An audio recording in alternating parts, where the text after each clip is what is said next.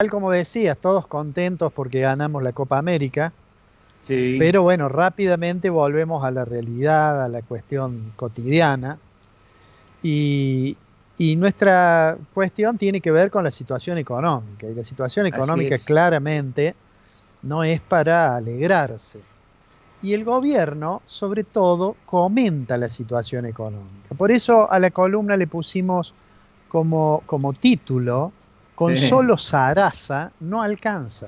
no alcanza. No es suficiente con que, por ejemplo, el ministro Culfas, a quien hemos escuchado recientemente, hable de que ya la economía se está recuperando, que se han superado determinados niveles de inversión. Eh, tampoco es suficiente con las expresiones de Cafiero. El martes pasado comentábamos que Cafiero había dicho que no iba a haber devaluación.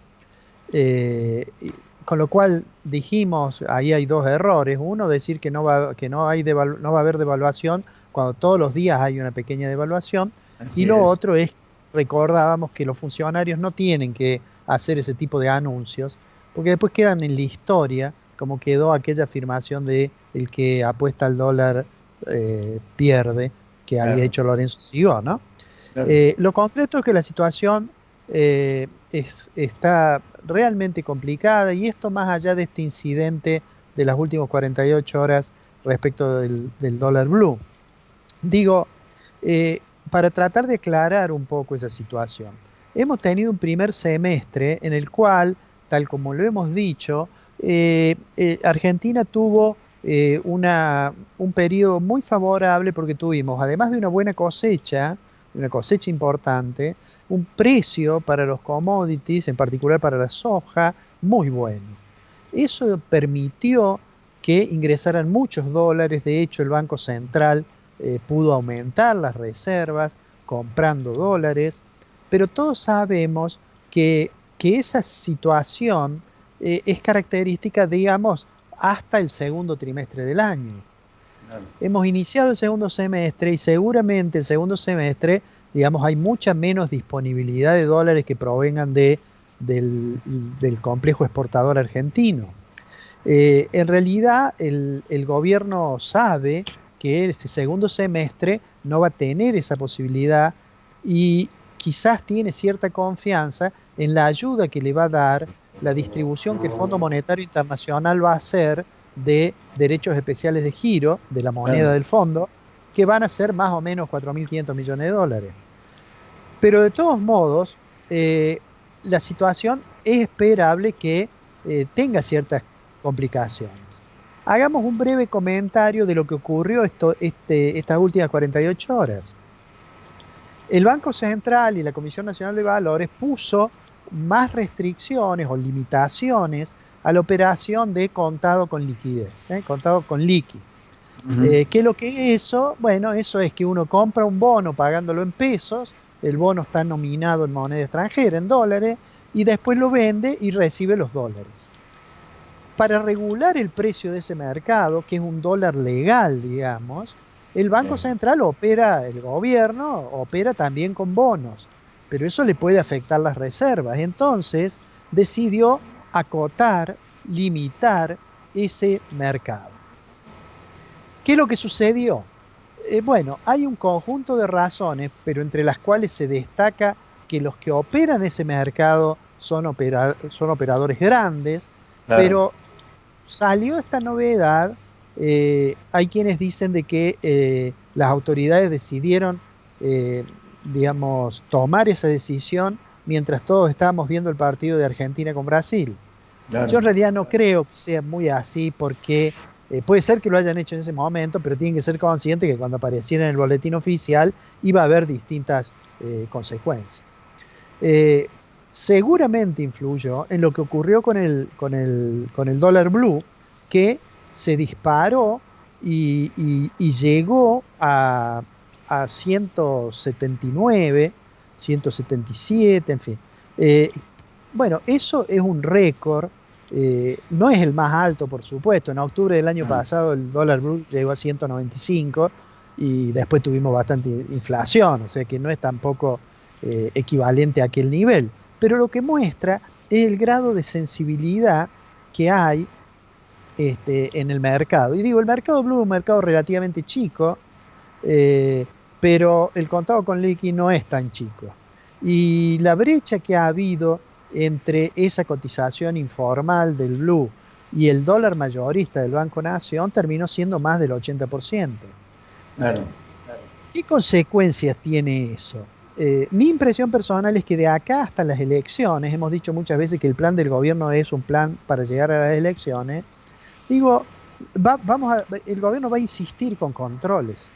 Va a insistir con controles más allá de que esas restricciones generan necesariamente ciertas consecuencias no deseadas. Mira, cuando se toman este tipo de restricciones, cuando hay mucho control, como es el hecho de que no se pueda comprar moneda extranjera salvo hasta $200, digamos, para ahorrar, hay al menos, yo diría, cinco efectos que produce, ¿no? Un primer efecto es que si la brecha es muy grande, es decir, si entre el dólar marginal, digamos, y el dólar oficial es muy grande, lo que sucede en realidad, lo que realmente ocurre, es que en el comercio exterior primero nace la tentación de subfacturar las exportaciones. Subfacturar las exportaciones, es decir, hacer figurar un valor menor, y esa diferencia que no se hace figurar, tenerla en el exterior, digamos, directamente en dólares o ingresarla al mercado marginal después. El segundo efecto, que es equivalente a subfacturar las exportaciones, es sobrefacturar las importaciones. Tiene la misma consecuencia. Hay otras consecuencias, que es lo que pasa con la inflación. Digamos, si uno mira el tamaño del mercado marginal, uno diría, bueno, en realidad no es muy relevante, y la mayoría de las operaciones de la economía se realizan con el dólar oficial. Sin embargo, me parece que hay dos vías por las cuales estos saltos en el blue generan la posibilidad de impactar en algo sobre los precios. Uno de ellos es obviamente sobre los costos, porque hay algunos productos que directamente lo van ajustando, algunos insumos los van ajustando conforme a la evolución del tipo de cambio marginal. Y luego el cuarto efecto es vía las expectativas.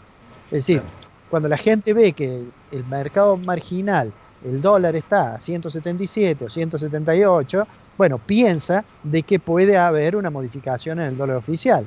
Y eso acelera el quinto efecto que tiene esta brecha tan grande, que es la dolarización.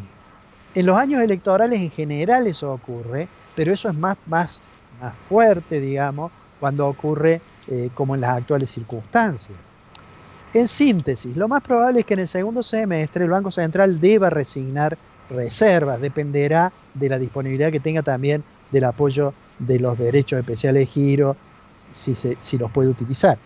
Pero me parece que el gobierno ya se ha dado cuenta que con Sarasa no alcanza y va a tener que firmar el acuerdo con el fondo.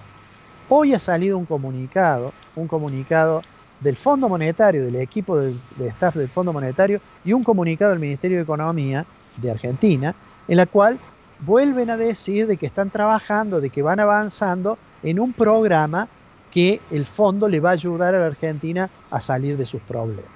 Por ahora eso es una declaración, pero lo que muestra es que al margen que para consumo doméstico haya mucha agresividad hacia los acreedores externos en general o hacia el Fondo Monetario Internacional en particular, el gobierno sabe que difícilmente puede eludir eso, porque eludir eso significaría intentar buscar ayuda en otros, digamos, con otros aliados. Algunos dicen, bueno, puede ser China, puede ser Rusia, etc. A mí me da la impresión que el gobierno tiene clara intención de tratar de arreglar con el fondo. En una circunstancia muy difícil, creo yo, porque la economía argentina, que había iniciado una recuperación, da la impresión de que ese rebote se está desacelerando. Si uno mira los números, por ejemplo, en el mes de mayo, el indicador de producción industrial que publica el INDEC le da en la serie desestacionalizada, mayo respecto de abril, una caída del 5%. Y por supuesto, si uno lo compara con el año pasado, le da aumento, pero lo que pasa es que el año pasado estaba todo cerrado. Y si uno, el último dato del EMAE, del estimador mensual de la actividad económica, que es una proxy del Producto Interno Bruto, el último dato que tenemos es de abril. Y allí también la variación desestacionalizada respecto de marzo es menos 1,2. Si a eso le sumamos que la economía tiene una tasa de desocupación alta, 10,2 fue el último número, y que el índice de precios al consumidor, que fue 3,3 en mayo, seguramente el de junio, que lo vamos a conocer ahora esta semana, va a ser menor, pero sigue siendo muy alto. Todo eso genera, creo yo, un escenario en el cual vamos a tener seguramente dificultades. Y vuelvo a decir algo que dije el programa pasado. No hay que desestimar la posibilidad de ciertos ruidos en el mercado cambiario. Lo que dijimos el martes pasado en realidad ocurrió este lunes. Y no deberíamos tener dudas de que de aquí a las elecciones, ese puerto al cual quiere arribar el gobierno de la mejor forma posible, seguramente podemos tener nuevas perturbaciones cambiarias. Y para este marco general, insisto, más allá de las declaraciones siempre prudentes del ministro de Economía, de Martín Guzmán, yo creo que en el fondo Guzmán sabe que con solo Sarasa no le va a alcanzar. Coincido totalmente, pero hay un dato significativo, yo lo decía al comienzo del programa, lo mencionaste vos en varias oportunidades: desconfianza. Nadie ya cree prácticamente en este gobierno, ni los actores económicos, ni la sociedad, que va detrás de lo que vos decías, la dolarización de lo poco que tiene. Sí, el tema de la desconfianza, como ya lo dijimos una vez, uno dice, ¿por qué alguien está dispuesto a pagar por un dólar 170 pesos si el Banco Nación dice que vale 100? Más allá que a 100 no lo pueda comprar. Esa es la primera razón. La segunda razón es porque cree que en algún momento va a haber una evolución del tipo de cambio y eso es básicamente desconfianza. Alfredito, nos encontramos la semana que viene. Hasta la semana que viene, amigo. Te mando un gran...